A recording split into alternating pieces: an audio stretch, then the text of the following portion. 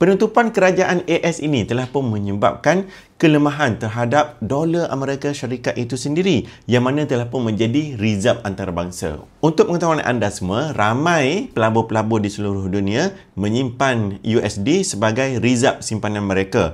Apabila mereka tengok USD telah pun kurang perform, jadi mereka kurang berminat untuk menyimpan US. Apabila mereka kurang menyimpan USD, maka mereka akan mengalihkan ke dalam bentuk simpanan yang lain, iaitu mereka akan menyimpan emas dan membeli emas pula. Ini menyebabkan permintaan terhadap emas menjadi semakin tinggi. Lantas, apa yang kita tengok sekarang? Harga emas semakin mencanak apabila permintaan ataupun demand kepada emas menjadi semakin tinggi. Untuk rekod, dalam tahun 2025 sahaja, sepanjang tahun lepas, emas telah pun menunjukkan peningkatan harga sebanyak 47% berbanding tahun-tahun sebelum ini yang mana tertinggi setakat ini. Jadi, apa maksudnya kepada kita orang yang menyimpan emas ini?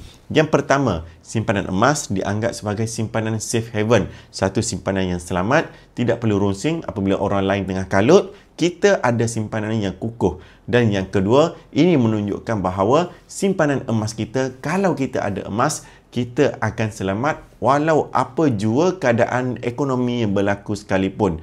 Dan emas yang paling penting dan yang paling berharga dan juga yang paling selamat ialah emas yang ada di dalam tangan kita sendiri. Emas-emas ini saya simpan lama sudah, daripada tahun 2018 sampailah ke hari ini. Saya simpan kerana saya nak jadikan sebagai backup simpanan kecemasan saya kalau apa jua yang berlaku sekalipun. Anda nak ada emas 5 dinar seperti ini, tekan butang sign up di profil saya untuk saya bantu anda dapatkan emas-emas 5 dinar ataupun 10 gram seperti dalam tangan saya ini.